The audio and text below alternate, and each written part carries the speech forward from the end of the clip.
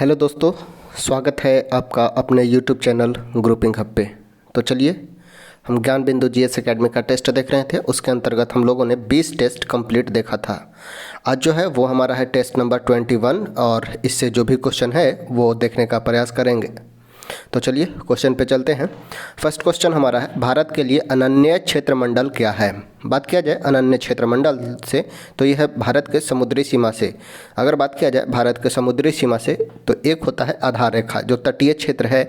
तो तटीय क्षेत्र में लगातार यूनिफॉर्मिटी नहीं है, मतलब जहाँ कहीं कटा छटा है और उस कटे छटे भाग को मिलाने के लिए एक आधार रेखा खींचा गया है। ठीक है, कटे छटे भागों को मिलाने के लिए आधार रेखा खींचा गया है। तो उस आधार रेखा से क्षेत्रमंडल का निर्धारण किया जाता है। बात किया जाए अनन्य क्षेत्रमंडल का तो आधार रेखा से 200 समुद्री मील का बीच का क्षेत्र अनन्य क्षेत्रमंडल कहलाता है। अगर ये हमारा समुद्री तट है और ये हमारा आधार रेखा है तो आधार रेखा से 200 समुद्री मील जो होगा वो कहलाएगा अनन्य क्षेत्रमंडल। वही बात किया जाए अगर 12 समुद्री मील तो आधार रेखा से 12 समुद्री मील, आधार रेखा से 12 समुद्री मील ये कहलाता है प्रादेशिक क्षेत्रमंडल। प्रादेशिक समुद्री सीमा कहलाता है 12 समुद्री मील। वही आधार रेखा से 24 समुद्री मील, आधार रेखा से 24 समुद्री मील यह कहलाता है संलग्न क्षेत्र। यह कहलाता है संलग्न क्षेत्र कहलाता है 24 समुद्री मील। 12 समुद्री मील कहलाता है प्रादेशिक क्षेत्र सीमा। प्रादेशिक क्षेत्र सीमा कहलाता है 12 समुद्री मील। वही 200 समुद्री मील कहलाता है अनन्य क्षेत्रमंडल। तो ऑप्शन यहाँ पे हो जाएगा, अनन्य क्षेत्रमंडल पूछा गया था तो ये हो जाएगा ऑप्शन नंबर डी, अर्थात 200 समुद्री मील। नेक्स्ट है, अगर बात किया जाए क्वेश्चन नंबर 2 बतलाया गया है, बुर्जिल दर्रा किस हिमालय में स्थित है। हिमालय का प्रादेशिक विभाजन किया गया है और हिमालय में ट्रांस हिमालय के बाद बृहद हिमालय के बाद मध्य हिमालय, उसके बाद है शिवालिक। इस प्रकार से विभाजित किया गया है। यहाँ पे एक दर्रा का बात किया गया है, बुर्जिल दर्रा है श्रीनगर को गिलगित से जोड़ता है। श्रीनगर टू गिलगित कनेक्ट करता है बुर्जिल दर्रा क्या है तो दर्रा दो माउंटेन अर्थात दो पहाड़ियों के बीच एक संकरा रास्ता होता है, अर्थात पास होता है। दो पहाड़ियों के क्षेत्र के बीच एक संकरा पास होता है, वह है बुर्जिल दर्रा। और बुर्जिल दर्रा कनेक्ट करता है श्रीनगर को गिलगित से। पूछा गया है यह किस हिमालय में है तो यह बृहद हिमालय का पार्ट है। बृहद हिमालय का पार्ट है। अगर वही बात किया जाए बृहद हिमालय के पर्वत का तो बृहद हिमालय में ही स्थित है सबसे ऊंची चोटी माउंट एवरेस्ट, जिसकी ऊंचाई है 8848। माउंट एवरेस्ट स्थित है बृहद हिमालय में। कंचनजंगा स्थित है बृहद हिमालय में। नंगा पर्वत स्थित है, नंदा देवी है और कामेत, ये सभी बृहद हिमालय के पार्ट हैं। यहाँ पे याद रखना है बुर्जिल दर्रा किस पार्ट का है तो ये है बृहद हिमालय का, ऑप्शन हो जाएगा बी। नेक्स्ट है, गोदावरी नदी का अपवाह प्रतिरूप कैसा है। बात किया गया है गोदावरी नदी का। गोदावरी दक्षिण भारत में बहने वाली सबसे बृहद नदी है, सबसे लंबी नदी है गोदावरी नदी। इसे दक्षिण भारत का गंगा भी कहा जाता है गोदावरी नदी को।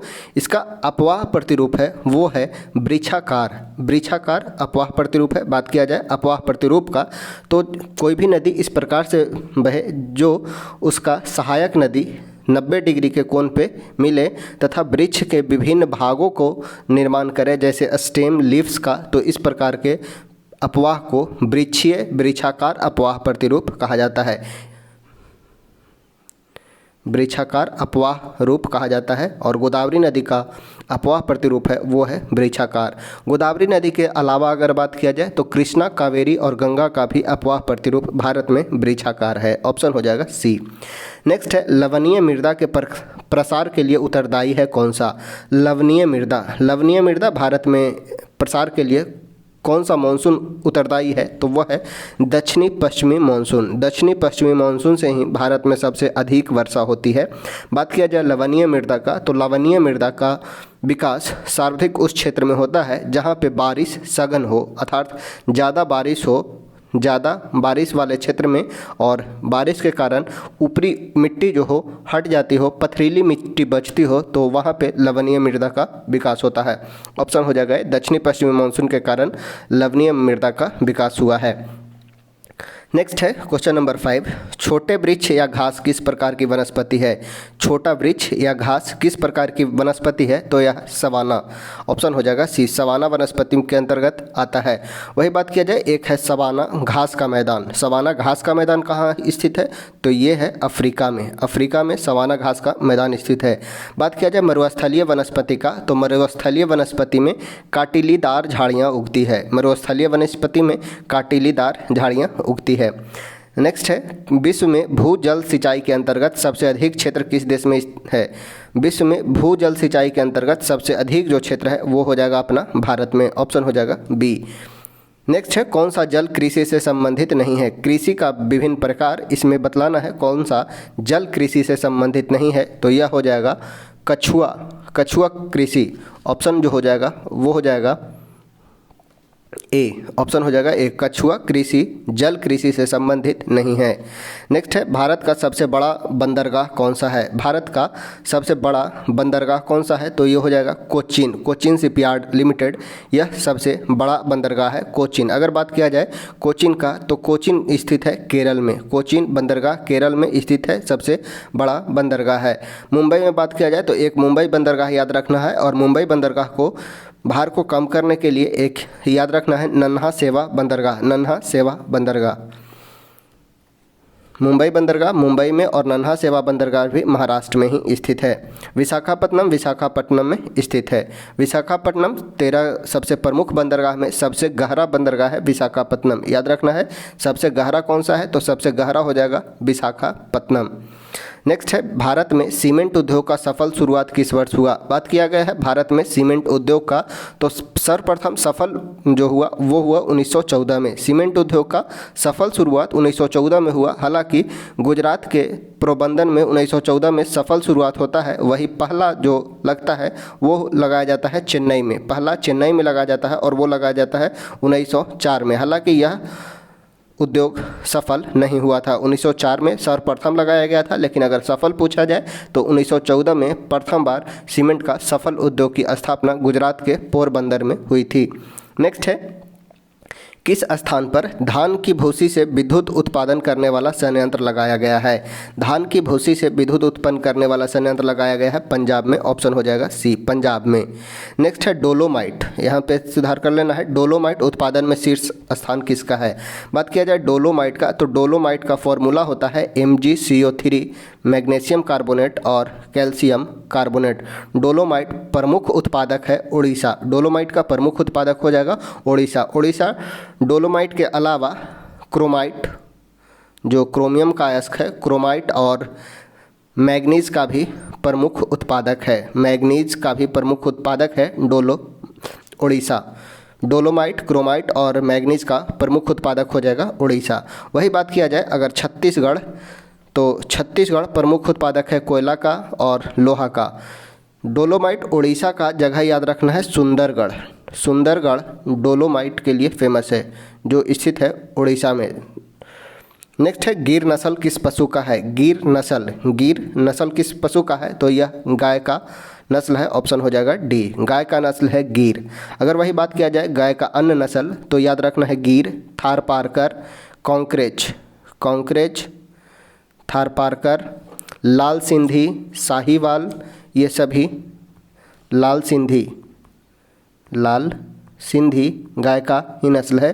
अगर बात किया जाए बकरी का, तो बकरी का प्रमुख नस्ल हो जाएगा, बकरी का जमुनापरी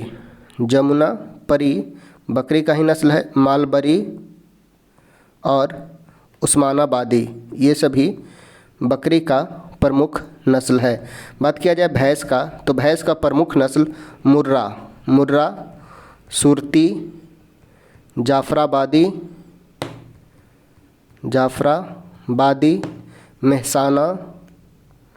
मेहसाना, भदवारी, ये सभी भैंस का प्रमुख नस्ल है। भदवारी, गोदावरी, संभलपुरी,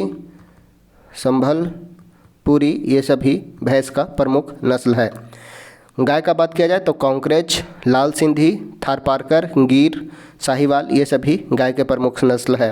नेक्स्ट है बिलगिरी रंगनाथ मंदिर बाघ अभ्यारण्य किस राज्य में है? बिलगिरी रंगनाथ मंदिर बाघ अभ्यारण्य किस राज्य में है? बात किया जाए बाघ अभ्यारण्य का तो भारत में टाइगर प्रोजेक्ट आया 1973 में। टाइगर के कंजर्वेशन के लिए 1973 में टाइगर प्रोजेक्ट लाया जाता है, जिसके अंतर्गत बाघों को संरक्षण करने के लिए अभी वर्तमान तक 55 टाइगर रिजर्व बनाया जा चुका है। 55 टाइगर रिजर्व भारत में है।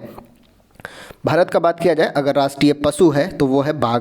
भारत का राष्ट्रीय पशु टाइगर, और जिसका नाम होता है पैंथेरा टिग्रिस। पैंथेरा टिग्रिस इसका साइंटिफिक नेम होता है। बिलगिरी उसी से पूछा गया है, बिलगिरी रंगनाथ मंदिर बाघ अभ्यारण्य कहाँ स्थित है? 55 टाइगर रिजर्व में से एक है बिलगिरी रंगनाथ मंदिर, और यह स्थित है कर्नाटक में। कर्नाटक में बिलगिरी रंगनाथ मंदिर बाघ अभ्यारण्य है कर्नाटक में। वही बात किया जाए कर्नाटक में अन्य टाइगर रिजर्व का तो बांदीपुर भी याद रखना है। बांदीपुर स्थित है कर्नाटक में। वही नागरहोल भी कर्नाटक में स्थित है। भद्रा कर्नाटक में स्थित है। काली, ये सभी टाइगर रिजर्व कर्नाटक में। बात किया जाए कर्नाटक में तो कर्नाटक में 5 टाइगर रिजर्व है। बिलगिरी रंगनाथ मंदिर, बांदीपुर टाइगर रिजर्व, नागरहोल, भद्रा और काली टाइगर रिजर्व, ये सभी कर्नाटक में है। बात किया जाए केरल में तो केरल में पेरियार और पराम्बिकुलम। केरल से 2 याद रखना है, पेरियार और पराम्बिकुलम। अगर तमिलनाडु का बात किया जाए तो तमिलनाडु में कलक्कड़ मुदाथुराई, अन्नामलाई और सत्यमंगलम टाइगर रिजर्व तमिलनाडु में ही स्थित है। यहाँ पे हो जाएगा बिलगिरी रंगनाथ मंदिर, ये हो जाएगा कर्नाटक में। ऑप्शन नंबर हो जाएगा बी। नेक्स्ट है खांटम लोक नृत्य किस राज्य का है? खांटम लोक नृत्य यह है मिजोरम का लोक नृत्य है खांटम। वही एक और याद रखना है चिराओ लोक नृत्य है मिजोरम का, और खांटम भी है मिजोरम का। अगर त्रिपुरा का बात किया जाए तो त्रिपुरा का याद रखना है होजागिरी फेस्टिवल। त्रिपुरा का होजागिरी फेस्टिवल भी है और होजागिरी नृत्य भी है। त्रिपुरा से खेरची पूजा याद रखना है, ये भी है त्रिपुरा का। अगर मणिपुर का बात किया जाए तो मणिपुर का एक लोक नृत्य याद रखना है पुंग चोलम, यह है मणिपुर का। पुंग चोलम मणिपुर का है। अगर बात किया जाए मेघालय का तो मेघालय का है वांगला नृत्य, यह है मेघालय का। नेक्स्ट है किस पुर्तगाली गवर्नर ने कोचीन की जगह गोवा को राजधानी बनाया? कौन सा पुर्तगाली गवर्नर था जो कोचीन के जगह पे गोवा को राजधानी बनाता है और गोवा ही पुर्तगालियों का प्रमुख केंद्र बना रहता है 1961 तक। अगर बात किया जाए कोचीन का तो 1503 में कोचीन में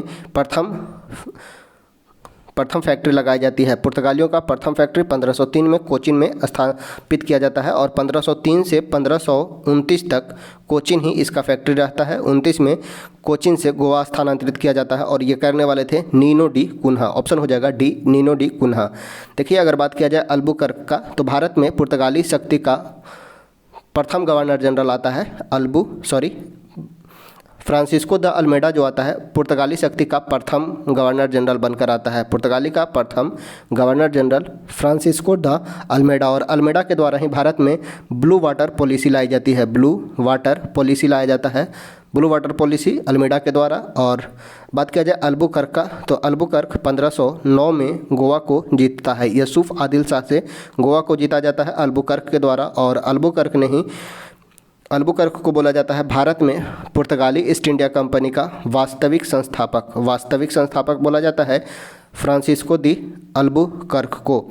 इसने गोवा को जीता तथा पुर्तगालियों को भारतीय महिलाओं से विवाह करने के लिए प्रोत्साहित भी किया था। नेक्स्ट है 1857 की क्रांति में जयदयाल और हरदयाल ने किस स्थान से नेतृत्व किया? जयदयाल और हरदयाल ने किस स्थान से नेतृत्व किया था? तो ये किए थे राजस्थान से थे जयदयाल और हरदयाल। बात किया जाए असम से तो असम से 1857 के क्रांति के नेतृत्वकर्ता प्रमुख होते हैं वो हैं मनीराम दत्त असम से होते हैं। बात किया जाए मध्य प्रदेश से अगर बात किया जाए 2 जगह याद रखना है। मध्य प्रदेश का झांसी से थी झांसी की रानी। वही अगर बात किया जाए जबलपुर से तो जबलपुर से रहते हैं शंकर शाह नेतृत्व कर रहे होते हैं शंकर शाह। वही बात किया जाए यूपी से तो यूपी से याद रखिएगा यूपी में अवध से जो है बेगम हजरत महल। वही बात किया जाए अवध या लखनऊ से बेगम हजरत महल। बरेली से खान बहादुर खान और फैज़ाबाद से अगर बात किया जाए फैज़ाबाद से, तो फैज़ाबाद से थे मौलवी अहमदुल्ला, फैज़ाबाद से मौलवी अहमदुल्ला। वही कानपुर से बात किया जाए तो कानपुर से थे नाना साहब, कानपुर से नाना साहब, फैज़ाबाद से मौलवी अहमदुल्ला, बरेली से खान बहादुर खान, लखनऊ से बेगम हजरत महल, और ये सभी यूपी से ही संबंधित है। नेक्स्ट है 17 में किस आंदोलन में असहयोग एवं सविनय अवज्ञा आंदोलन के तत्व मौजूद थे? कौन सा आंदोलन में असहयोग आंदोलन का भी और सविनय अवज्ञा आंदोलन का तत्व मौजूद था? बात किया जाए असहयोग आंदोलन को, तो भारत में असहयोग आंदोलन प्रारंभ होता है 1 अगस्त 1920 से। 1 अगस्त 1920 से 12 फरवरी 1922 तक महात्मा गांधी के द्वारा असहयोग आंदोलन चलाया जाता है। सविनय अवज्ञा आंदोलन भी महात्मा गांधी द्वारा चलाए गए प्रमुख आंदोलनों में से था। पूछा गया है कौन सा आंदोलन में दोनों का तत्व मौजूद था, तो वो था कूका आंदोलन। गुरु राम सिंह कूका के द्वारा किया गया कूका आंदोलन 1860 से 70 के दशक में, 1860 से 70 के बीच राम सिंह कूका के नेतृत्व में कूका आंदोलन होता है। किस आंदोलन के दौरान रविंद्रनाथ टैगोर ने अमार सोनार नामक गीत की रचना की थी? अमार सोनार बंगाल, जो बांग्लादेश का राष्ट्रीय गीत बनता है, यह गीत रविंद्रनाथ टैगोर द्वारा कब लिखा गया था? तो ये लिखा गया था स्वदेशी आंदोलन के समय। बात किया जाए स्वदेशी आंदोलन प्रारंभ होता है 7 अगस्त 1905 को। 7 अगस्त 1905 को स्वदेशी आंदोलन बंगाल विभाजन के विरुद्ध एक आंदोलन प्रारंभ किया गया था। स्वदेशी आंदोलन प्रारंभ डेट है 7 अगस्त 1905। इसमें प्रथम बार बहिष्कार की घटना की चर्चा की जाती है स्वदेशी आंदोलन के समय। नेक्स्ट है धर्म सभा के संस्थापक कौन थे? धर्म सभा की स्थापना 1829 में, धर्म सभा की स्थापना 1830 में राधाकांत देव के द्वारा किया गया था। 1830 में राधाकांत देव के द्वारा, और ये कलकत्ता में किया गया था। यह एक बंगाल में हो रहे भारतीय राष्ट्रीयता की भावना को कम करने के लिए इन्होंने राधाकांत देव के द्वारा एक अपनाया गया था आंदोलन था। राधाकांत देव ने सती प्रथा का भी विरोध किया। राधाकांत देव के द्वारा सती प्रथा जो था उसे जो बंद किया जा रहा था राजा राम मोहन राय द्वारा, उसे राधाकांत देव के द्वारा धर्म सभा की स्थापना की गई 1830 में कलकत्ता में। और राधाकांत देव ने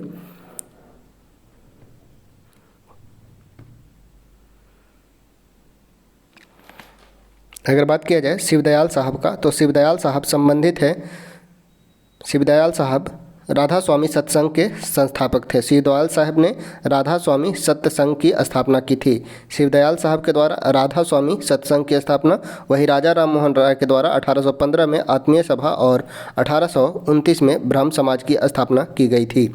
नेक्स्ट है लोहात्से पर्वत शिखर किस देश में स्थित है? तो इसका सभी ऑप्शन गलत है, याद कर लेना है। लोहात्से पर्वत नेपाल और तिब्बत के बॉर्डर पर है, नेपाल और तिब्बत के बॉर्डर पर स्थित है लोहात्से पर्वत। नेक्स्ट है बनिहाल दर्रा अब व्यवस्थित है कहाँ? बनिहाल दर्रा का बात किया जाए तो बनिहाल दर्रा ट्रांस हिमालय के पीर पंजाल श्रेणी में स्थित है। बनिहाल दर्रा ट्रांस हिमालय के पीर पंजाल श्रेणी में स्थित है। कौन सा हड़प्पाई स्थल कालीबंगन के उत्खनन से संबंधित नहीं है? बात किया जाए कालीबंगा का, तो कालीबंगा हड़प्पाई स्थल है जो राजस्थान में स्थित है। कालीबंगा राजस्थान में स्थित है। कालीबंगा का मतलब काली चूड़ियाँ होता है, काली चूड़ियाँ। अब इसके बतलाना है कौन इसके उत्खनन से संबंधित नहीं है, तो कालीबंगा के उत्खनन से संबंधित है अमलानंद घोष, बीके थापर और जेपी जोशी नहीं होगा, ऑप्शन हो जाएगा बी, जेपी जोशी संबंधित नहीं है। अमलानंद घोष, बीके थापर और बीबी लाल ये तीनों संबंधित है, जेपी जोशी नहीं संबंधित है, ऑप्शन हो जाएगा बी। नेक्स्ट है वैदिक सभ्यता के संदर्भ में कौन सा विकल्प सही नहीं है? बात किया जाए अस्पष्ट जनता की गतिविधियों को देखने वाला गुप्तचर कहलाता था, सही है। पूर्व दुर्गपति को पूर्व कहा जाता था। वाजपति को न्यायाधिकारी नहीं, ऑप्शन सी जो हो जाएगा वो हमारा सही उत्तर हो जाएगा। उग्र अपराधियों को पकड़ने वाले को उग्र कहा जाता था, ऑप्शन सी सही उत्तर हो जाएगा। नेक्स्ट है धनानंद को अग्रिम कहा गया। धनानंद को अग्रिम किसके द्वारा कहा गया था?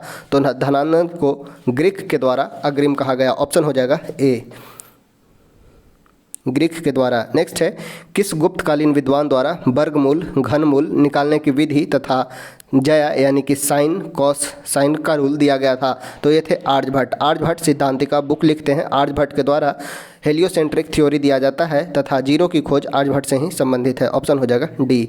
कुंडल संगम के युद्ध किनके बीच हुआ था? कुंडल संगम का युद्ध किनके किनके बीच होता है? तो ये चालुक्य और चोल वंश के बीच होता है। ऑप्शन हो जाएगा बी, चालुक्य एवं चोल के बीच। चोल काल में वेल्ली क्या था? चोल काल में वेल्ली किसे कहा जाता था? तो वेल्ली भूमि माप की एक इकाई थी। चोल काल में वेल्ली भूमि माप की एक इकाई होती है। ऑप्शन हो जाएगा सी, भूमि माप की एक इकाई। वही बात किया जाए चोल काल में, एक याद रखना है वेट्टी। वेट्टी कहा जाता था, एक प्रकार का टैक्स था। वेट्टी एक प्रकार का टैक्स था। वही नगरम, नगरम जो था, नगरम व्यापारियों की सभा को नगरम कहा गया। चोल काल में व्यापारियों की सभा को नगरम और मंडलम, मंडलम जो था वो प्रांत को मंडलम कहा गया था। ऑप्शन हो जाएगा यहाँ पे बेल्ली का मतलब होता था भूमि माप की एक इकाई थी। ऑप्शन हो जाएगा सी। बलवान द्वारा सिजदा और पैबोस का नियम लागू करने का प्रयोजन क्या था? सिजदा एवं पैबोस प्रथा बलबन द्वारा प्रारंभ किया जाता है। उसको लागू करने का प्रयोजन था ताज की शक्ति और प्रतिष्ठा में वृद्धि करना। ऑप्शन हो जाएगा बी, ताज की शक्ति और प्रतिष्ठा में वृद्धि करना। बलबन द्वारा सिजदा और पैबोस प्रथा की शुरुआत की गई थी तथा इसके साथ ही साथ नौरोज भी बलबन द्वारा प्रारंभ किया गया था। बात किया जाए सिजदा और पैबोस प्रथा का, तो इसे समाप्त करता है शाहजहां के द्वारा, इसे समाप्त कर दिया जाता है। बलबन द्वारा प्रारंभ पैबोस और सिजदा प्रथा शाहजहां द्वारा समाप्त की जाती है। वही बलबन द्वारा प्रारंभ नौरोज त्यौहार को औरंगजेब ने समाप्त किया। औरंगजेब ने नौरोज को समाप्त किया और सिजदा पैबोस को शाहजहां ने समाप्त किया। नेक्स्ट है वर्तमान समय में विजयनगर साम्राज्य का नाम क्या है? तो यह है हस्तिनावती। ऑप्शन हो जाएगा डी। वर्तमान समय में विजयनगर साम्राज्य का नाम है हस्तिनावती। अकबर द्वारा घोषित मजहर का प्रारूप किसने तैयार किया था? अकबर द्वारा मजहर की घोषणा की गई थी, उसका प्रारूप तैयार किया गया था शेख मुबारक के द्वारा। ऑप्शन हो जाएगा सी। भारत स्त्री मंडल नामक संस्था की स्थापना किस स्थान पर हुई थी? भारत स्त्री मंडल की स्थापना यह हुआ था इलाहाबाद में। इलाहाबाद में भारत स्त्री मंडल की स्थापना सरला देवी चौधरानी द्वारा 1910 में किया जाता है। सरला देवी चौधरानी द्वारा भारत स्त्री मंडल की स्थापना की जाती है। भारत स्त्री मंडल की स्थापना 1910 में इलाहाबाद में सरला देवी चौधरानी के द्वारा किया जाता है। और भारत स्त्री मंडल की स्थापना करने का मुख्य उद्देश्य महिला की शिक्षा को बढ़ावा देने के लिए किया गया था। महिला शिक्षा को बढ़ावा देने के लिए। ऑप्शन हो जाएगा सी, इलाहाबाद में। द्वितीय रोहिला युद्ध किस वायसराय के काल में हुआ था? द्वितीय रोहिला युद्ध यह हुआ था सर जॉन शोर के समय। द्वितीय रोहिला युद्ध संत सर जॉन शोर के समय 1794 में। वही बात किया जाए प्रथम रोहिला युद्ध हुआ था 1773-74 में। 1773-74 में प्रथम रोहिला युद्ध, और ये समय होता है वॉरेन हेस्टिंग्स का। वॉरेन हेस्टिंग्स के समय प्रथम रोहिला युद्ध हुआ था। अगर बात किया जाए लॉर्ड वेलेस्ली को, तो लॉर्ड वेलेस्ली के समय में चतुर्थ आंग्ल मैसूर युद्ध होता है। चतुर्थ आंग्ल मैसूर युद्ध लॉर्ड वेलेस्ली के समय में। वही लॉर्ड कॉर्नवालिस का बात किया जाए तो लॉर्ड कॉर्नवालिस के समय में तृतीय आंग्ल मैसूर युद्ध होता है। ऑप्शन यहाँ पे हो जाएगा ऑप्शन नंबर ए। स्वदेश बांधव समिति का संबंध किस आंदोलन से था? स्वदेश बांधव समिति का संबंध था बंग भंग आंदोलन से। स्वदेश बांधव समिति का संबंध था बंग भंग आंदोलन से। स्वदेशी को बढ़ावा देना इसका मुख्य उद्देश्य था। स्वदेशी उत्पादों का बढ़ावा देना मुख्य उद्देश्य था स्वदेश बांधव समिति का। बात किया जाए स्वदेश बांधव समिति के संस्थापक थे अश्विनी कुमार दत्त। अश्विनी कुमार दत्त स्वदेश बांधव समिति के संस्थापक हैं। अश्विनी कुमार दत्त के द्वारा स्थापना किया जाता है स्वदेश बांधव समिति। निम्नलिखित में से किस अधिनियम के तहत कंपनी राजनीतिक और व्यापारिक कार्यों का पृथक्करण किया गया? राजनीतिक और व्यापारिक कार्यों का पृथक्करण किस एक्ट के द्वारा किया गया था? तो ये था पिट्स इंडिया एक्ट 1784 के द्वारा। पिट्स इंडिया एक्ट के द्वारा राजनीतिक और व्यापारिक कार्य को पृथक किया गया था। ऑप्शन हो जाएगा सी। पिट्स इंडिया एक्ट 1784 में लाया गया भारत में, और उस समय ब्रिटेन के पीएम थे विलियम पिट, उन्हीं की अध्यक्षता में लाया गया था, इसलिए इसे विलियम पिट की अध्यक्षता सम्मान में पिट्स इंडिया एक्ट कहा गया। बात किया जाए 1773 के रेगुलेटिंग एक्ट का, तो 1773 का रेगुलेटिंग एक्ट के समय वॉरेन हेस्टिंग्स के समय लाया जाता है और उसे बंगाल का गवर्नर जनरल पद दिया जाता है। बंगाल का गवर्नर जनरल कर दिया जाता है। उसी समय 1773 के रेगुलेटिंग एक्ट के द्वारा ही भारत में एक सर्वोच्च न्यायालय की स्थापना की जाती है, जिसके प्रथम अध्यक्ष जो चीफ जस्टिस बनते हैं वो बनते हैं एलिजा इम्फे। 1773 के रेगुलेटिंग एक्ट द्वारा ही उपहार पर से कर प्रतिबंध कर दिया जाता है। साथ ही साथ BOD यानी कि बोर्ड ऑफ डायरेक्टर्स की गठन किया गया था व्यापारिक मामले के लिए। व्यापारिक मामले के लिए बोर्ड ऑफ डायरेक्टर्स का गठन किया गया था। वही बोर्ड ऑफ कंट्रोलर का गठन और बोर्ड ऑफ डायरेक्टर दोनों को पृथक कर दिया गया 1784 में। वही बात किया जाए अगर अमेंडमेंट एक्ट 1786 का, अमेंडमेंट एक्ट 1786 में गवर्नर जनरल को प्रधान सेनापति का भी शक्ति दिया गया था। अमेंडमेंट एक्ट 1786 में कौन सा संविधान सभा की सदस्य नहीं थी? बात किया जाए संविधान सभा में महिला सदस्यों की संख्या थी 15 और उसमें कौन नहीं थी? तो ये थी सुशीला राय। सुशीला राय संविधान सभा से संबंधित नहीं है, ऑप्शन हो जाएगा सी। भारतीय संविधान की तीसरी अनुसूची का संबंध किससे है? बात किया जाए तीसरी अनुसूची का, तो तीसरा अनुसूची शपथ और प्रतिज्ञान से है, शपथ और प्रतिज्ञान से। राज्यसभा में प्रतिनिधित्व से संबंधित है फोर्थ। चौथा है राज्यसभा में प्रतिनिधित्व। भाषा है, 8वां अनुसूची का संबंध भाषा से है। और महत्वपूर्ण पदाधिकारियों के वेतन से दूसरा अनुसूची है। सेकंड शेड्यूल में वेतन का वर्णन है, तीसरा में शपथ है, चौथा में राज्यसभा का सीट का बंटवारा है। वही 8वां में बात किया जाए तो भाषा से संबंधित है। भारतीय संविधान के किस अनुच्छेद में नैसर्गिक न्याय के प्रसिद्ध सिद्धांत सुनवाई के अधिकार का समावेश किया गया है? किस अनुच्छेद में नैसर्गिक न्याय के प्रसिद्ध सिद्धांत सुनवाई के अधिकार को समावेश किया गया है? तो यह है अनुच्छेद 308, ऑप्शन हो जाएगा ए। पुद्दुचेरी को किस वर्ष भारतीय संघ में सम्मिलित किया गया? पुद्दुचेरी को 1963 में। 1954 में इसे फ्रांसीसी क्षेत्र घोषित किया गया था। फ्रांसीसी कब्जे का क्षेत्र घोषित किया 1954 में और 1963 में भारतीय संघ में सम्मिलित कर लिया गया था। पुद्दुचेरी का बात किया जाए तो भारत के 3 क्षेत्रों में इसका विभाजन है, कराईकल, यनम और माहे। कराईकल, यनम और माहे। अगर बात किया जाए कराईकल का, तो कराईकल स्थित है तमिलनाडु में, कराईकल तमिलनाडु में। वही यनम है आंध्र प्रदेश में, यनम आंध्र प्रदेश में। और माहे का बात किया जाए तो ये हो जाएगा केरल में। माहे केरल में, यनम आंध्र प्रदेश में, कराईकल तमिलनाडु में। पुदुचेरी को भारतीय संघ में सम्मिलित किया गया 1963 में, ऑप्शन हो जाएगा डी। नेक्स्ट है निम्नलिखित में नागरिकों को स्वतंत्रता संबंधित सही अधिकार कौन सा है? नागरिकों को स्वतंत्रता से संबंधित सही अधिकार बात किया जाए कौन सा है? तो यह हो जाएगा हथियार रहित सभा करने की स्वतंत्रता। हथियार रहित सभा करने की स्वतंत्रता 19 के बी में इसका वर्णन किया गया है, 19 के बी में। अगर बात किया जाए स्वतंत्रता का, तो मौलिक अधिकार के अंतर्गत 6 प्रकार के स्वतंत्रता का वर्णन किया गया है। समता का अधिकार 14 से 18 के बीच समता का अधिकार, वही 18 से 19 से 22 तक स्वतंत्रता का अधिकार, 23-24 में 23-24, 25 से 28, 29, 30 और 32 6 प्रकार के स्वतंत्रता का वर्णन किया गया है हमारे संविधान में भाग 3 के अंतर्गत मौलिक अधिकार के रूप में। और उसमें स्वतंत्रता के अधिकार का वर्णन 19 से 22 के बीच किया गया है। स्वतंत्रता का अधिकार और हथियार रहित सभा करने की स्वतंत्रता जो वर्णित है वो है 19 के बी में, ऑप्शन हो जाएगा ए। 86वां संविधान संशोधन अधिनियम 2002 के माध्यम से निम्नलिखित में किस एक मूल कर्तव्य के रूप में सम्मिलित किया गया है?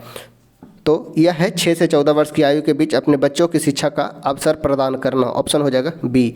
86वां संविधान संशोधन 2002 के माध्यम से 6 से 14 वर्ष की आयु के बीच के अपने बच्चों की शिक्षा का अवसर प्रदान करना, यह एक मूल कर्तव्य होगा। बात किया जाए मूल कर्तव्य का, तो मूल कर्तव्य यूएसएसआर से लिया गया है, संयुक्त यूएसएसआर से लिया गया है मूल कर्तव्य। और यह 42वां संविधान संशोधन 1976 के माध्यम से सरदार स्वर्ण सिंह समिति के सिफारिश पे इसे जोड़ा गया।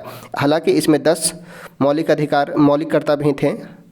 11वां मूल कर्तव्य के रूप में 86वां संविधान संशोधन 2002 के तहत 6 से 14 वर्ष की आयु के बच्चों के बीच शिक्षा का अवसर प्रदान करना को मूल कर्तव्य के रूप में जोड़ा गया, ऑप्शन हो जाएगा बी। संसद सदस्य के वेतन का निर्णय कौन करता है? संसद के सदस्यों का वेतन का निर्णय संसद ही करता है, ऑप्शन हो जाएगा ए संसद। नेक्स्ट है किसकी नियुक्ति राष्ट्रपति नहीं करते हैं? किसकी नियुक्ति राष्ट्रपति के द्वारा नहीं किया जाता है? सेना के प्रमुख की नियुक्ति राष्ट्रपति के द्वारा, भारत के मुख्य न्यायाधीश की नियुक्ति राष्ट्रपति के द्वारा, लोकसभा अध्यक्ष की नियुक्ति राष्ट्रपति नहीं बल्कि लोकसभा के सदस्यगण के द्वारा किया जाता है। लोकसभा के सदस्य में से ही लोकसभा के अध्यक्ष का नियुक्ति किया जाता है, ऑप्शन हो जाएगा सी, लोकसभा अध्यक्ष से ही।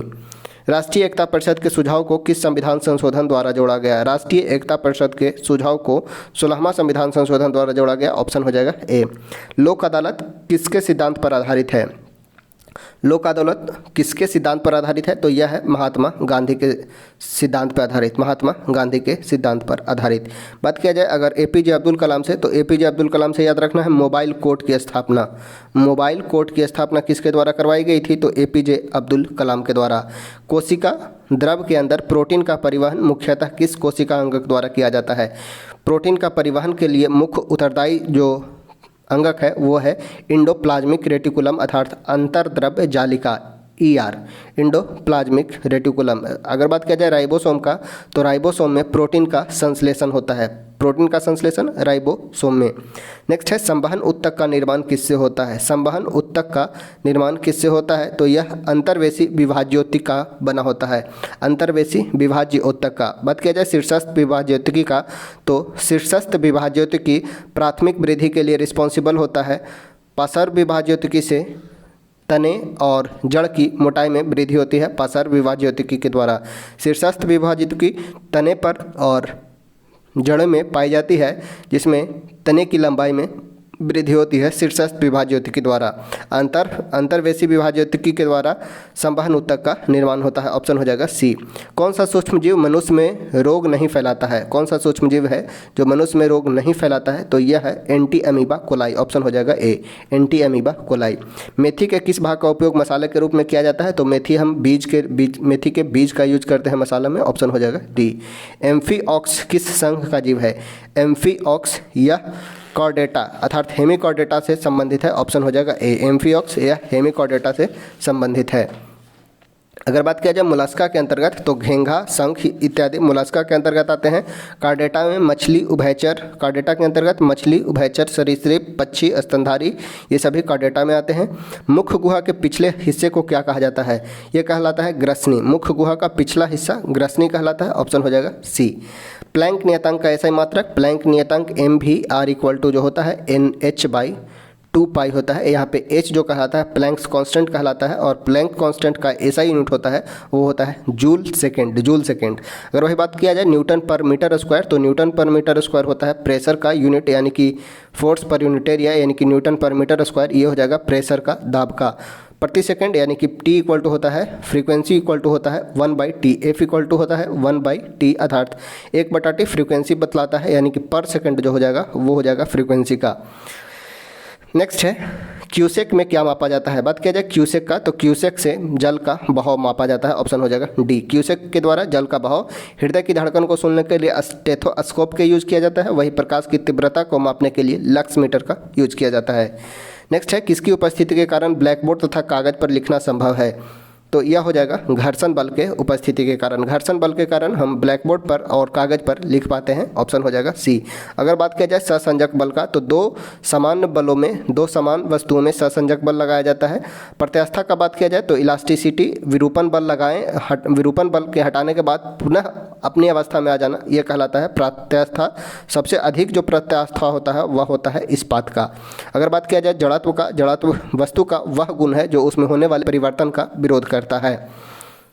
नेक्स्ट है श्रव्य ध्वनि तरंगों की तुलना में प्राश्रव्य तरंगे, श्रव्य ध्वनि तरंगों की तुलना में प्राश्रव्य तरंगे क्या होता है? तो उच्चतर आवृत्ति का होता है। श्रव्य ध्वनि तरंगे की तुलना में प्राश्रव्य जो होता है फ्रीक्वेंसी अधिक होता है। बात किया जाए श्रव्य ध्वनि का आवृत्ति का, तो 20 से 20,000 हर्ट्ज के बीच श्रव्य ध्वनि तरंग का आवृत्ति होता है। वही 20 किलो हर्ट्ज से अर्थात 20,000 हर्ट्ज से अधिक का आवृत्ति प्राश्रव्य ध्वनि के अंतर्गत आता है, अर्थात इसका उच्चतर आवृत्ति की होती है। सूर्य ग्रहण के समय सूर्य का कौन सा भाग दिखाई देता है? तो क्रीट या कोरोना, क्रीट या कोरोना सूर्य ग्रहण के समय दिखाई देता है। ऑप्शन हो जाएगा बी।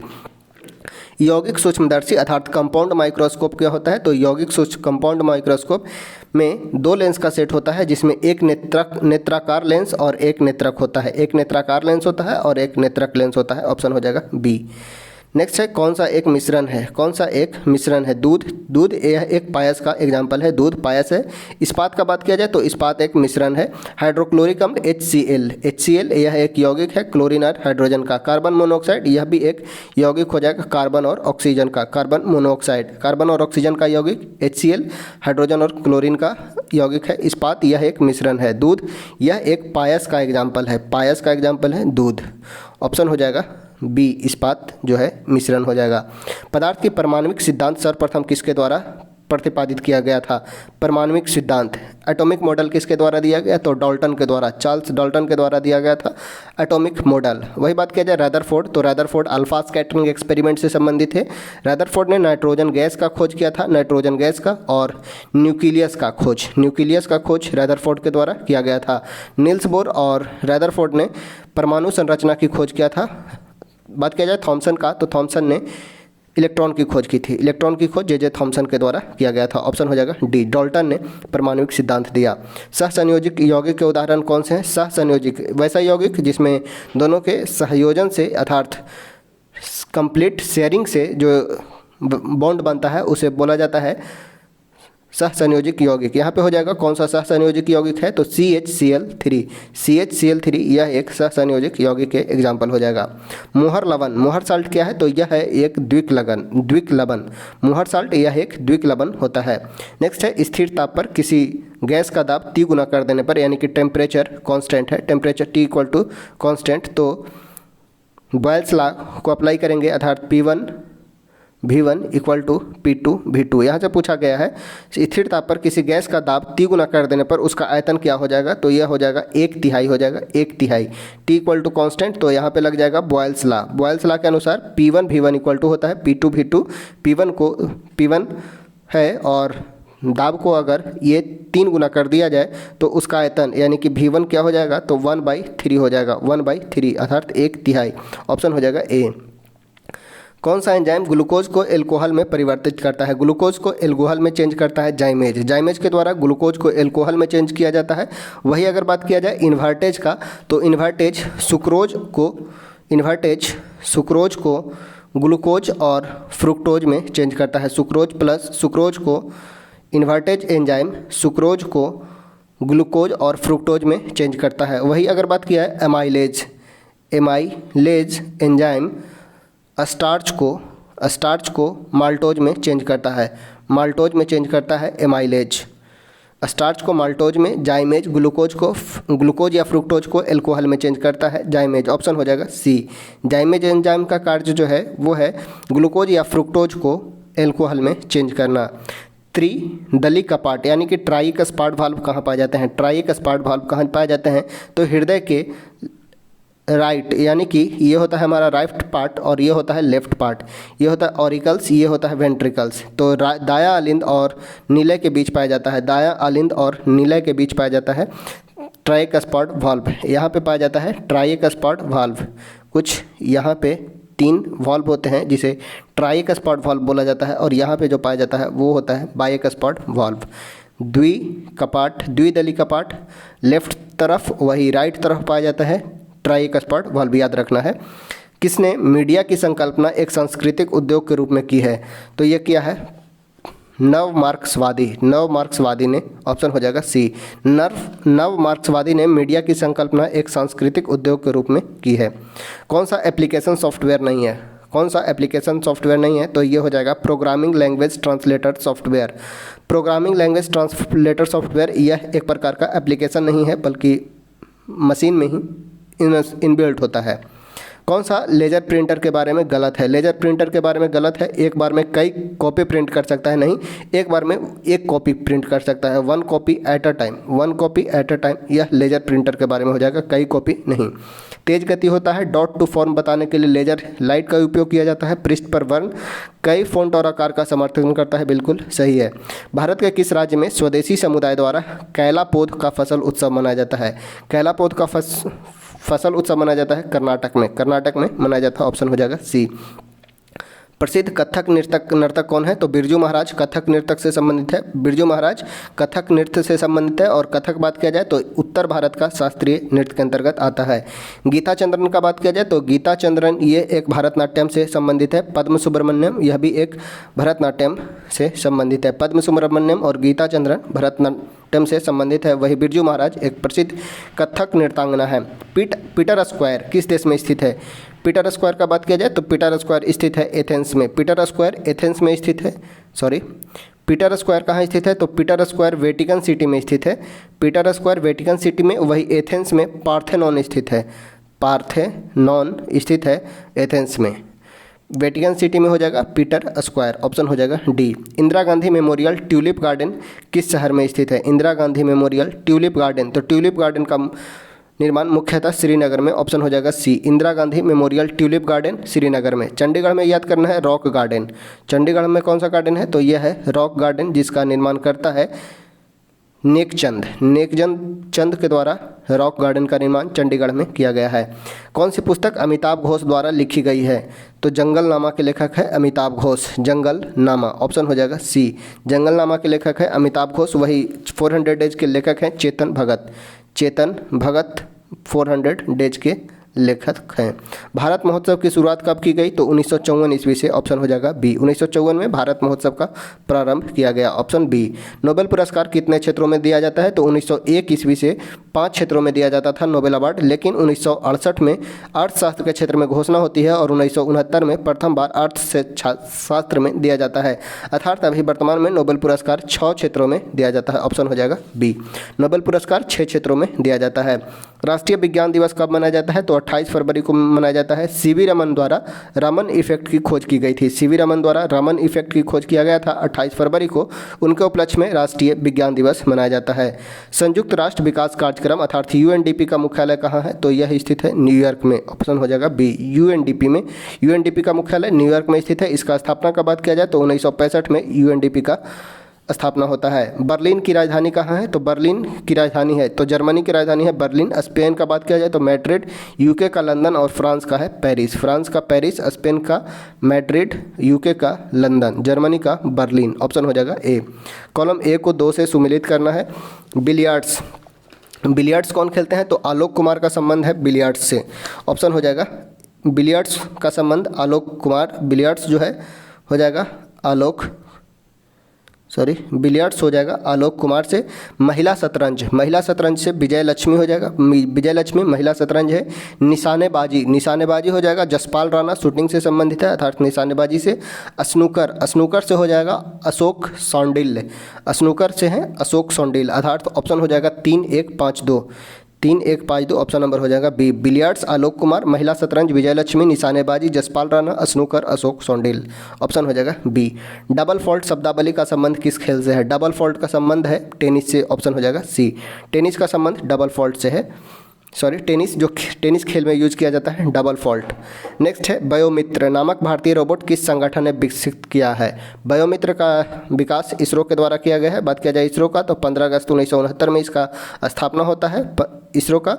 वही बात किया जाए डीआरडीओ तो डीआरडीओ से संबंधित है IGMDP programme, IGMDP programme DRDO से संबंधित है। स्थापना 1958 में होता है।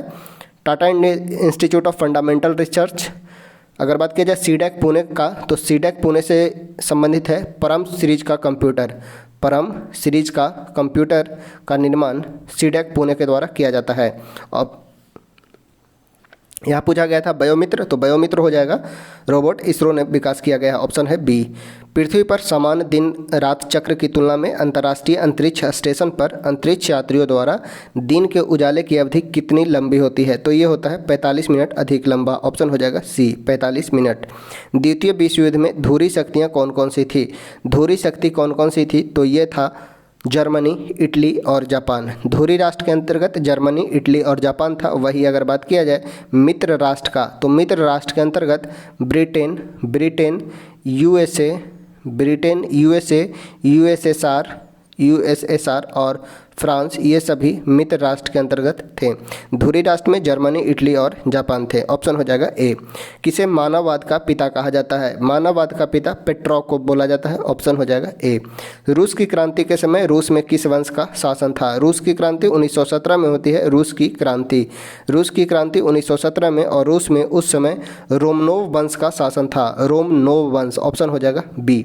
किस तापक्रम पर एंजाइम विकृतीकरण हो जाता है? एंजाइम का विकृतीकरण अर्थात डिस्ट्रॉयेशन हो जाता है किस टेम्परेचर पे? तो ये होता है 60 से 70 डिग्री टेम्परेचर पे। 60 से 70 डिग्री पे एंजाइम का विकृतीकरण हो जाता है। बात किया जाए एंजाइम का तो इसे बायो कैटलिस्ट कहा जाता है। जैविक उत्प्रेरक की संज्ञा दी गई है एंजाइम को।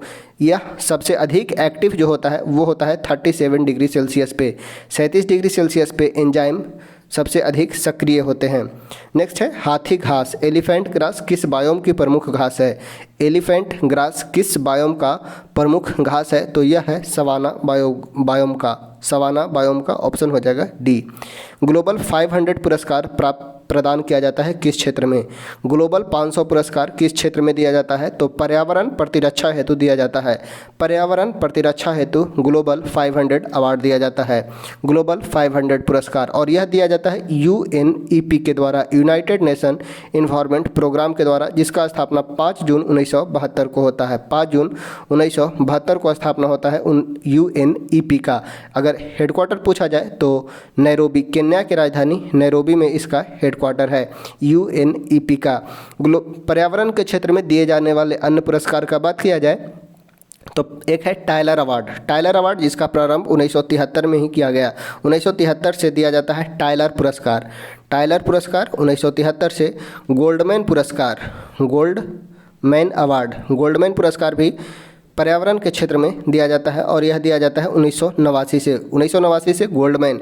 एक याद रखना है 1994 1994 से व्हिटली अवार्ड दिया जाता है, व्हिटली अवार्ड दिया जाता है, यह भी पर्यावरण से संबंधित है। एक है ससाकावा पुरस्कार। ससाकावा पुरस्कार 1987 से 1987 से दिया जाता है। ससाकावा पुरस्कार ये सभी पर्यावरण के क्षेत्र में दिए जाने वाले प्रमुख पुरस्कार हैं। Tyler award, Goldman, Whitley, Sasakawa ये सभी पर्यावरण के क्षेत्र में दिए जाने वाले प्रमुख पुरस्कार हैं। किस राज्य में मानव विकास प्रतिवेदन का प्रकाशन सर्वप्रथम किया गया था? मानव विकास प्रतिवेदन का प्रकाशन सर्वप्रथम मध्य प्रदेश में, ऑप्शन हो जाएगा सी।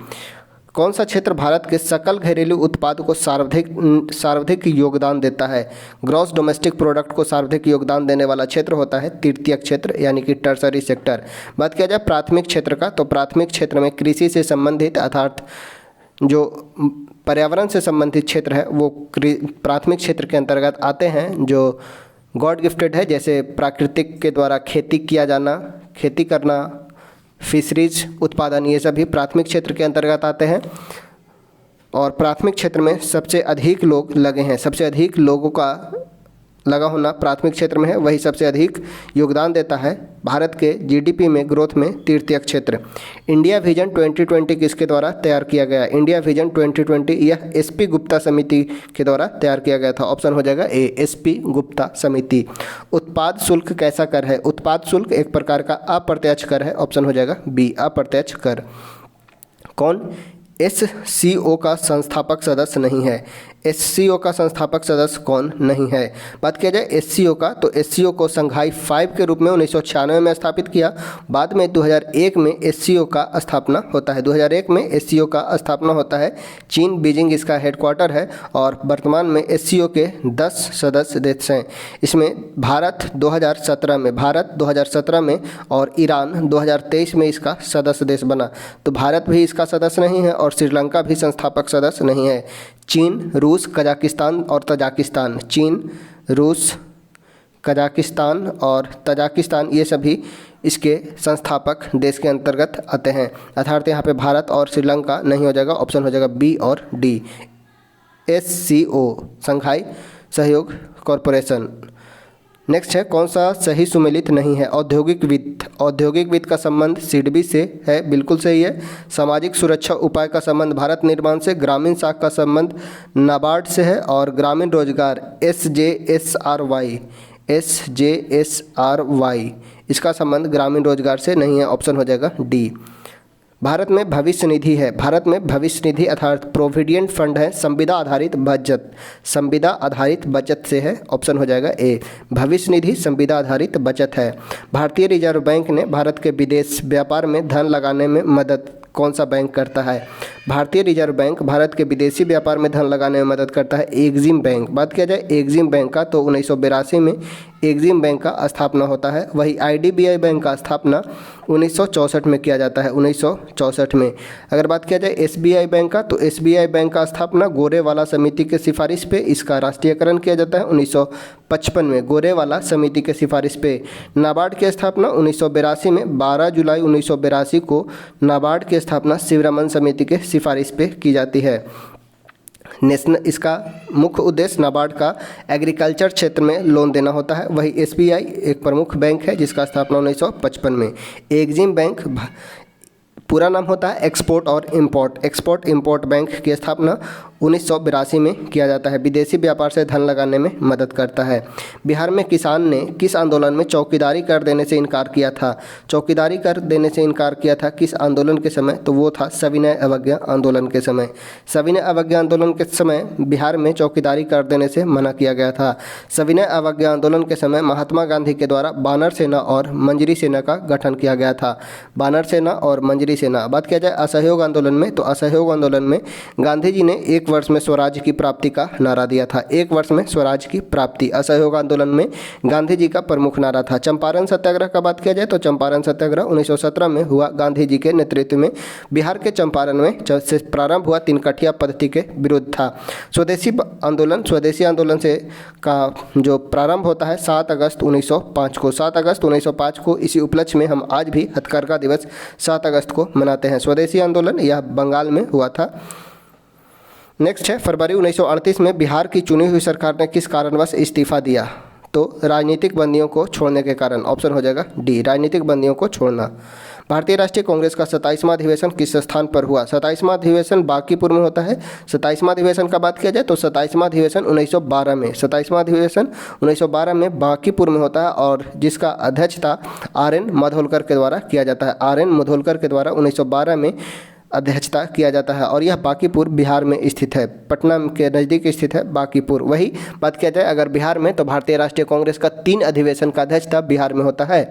बांकीपुर 1912 में, उसके बाद 1922 में बिहार के गया जिला में अधिवेशन की अध्यक्षता होता है जिसकी अध्यक्षता करते हैं सी.आर. दास के द्वारा गया में अधिवेशन की अध्यक्षता होता है। उसके बाद होता है 1940 में रामगढ़ में होता है जो उस समय बिहार का ही हिस्सा होता है। आज का वर्तमान का झारखंड राज्य के अंतर्गत आता है रामगढ़, जिसकी अध्यक्षता करते हैं अब्दुल कलाम आज़ाद 1940 में।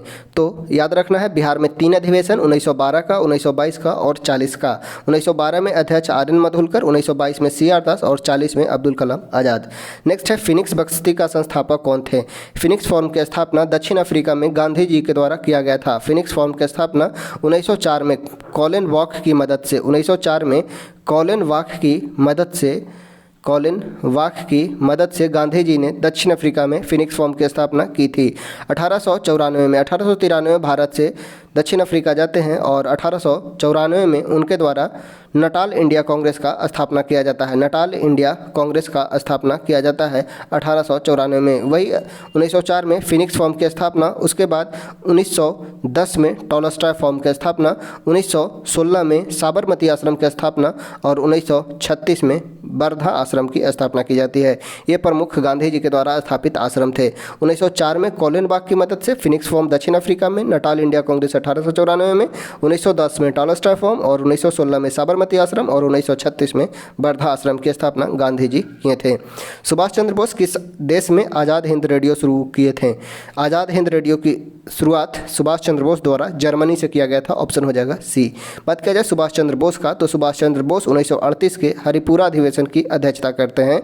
उसके बाद 1939 में जब ये भारतीय राष्ट्रीय कांग्रेस के अध्यक्ष पद को लेकर जीतते हैं तो पट्टा भी सीतारामैया और गांधी जी के द्वारा पट्टा भी सीतारामैया को खड़ा किया जाता है और पट्टा भी सीतारामैया की हार होने के बाद गांधी जी खुद का हार स्वीकार करते हैं।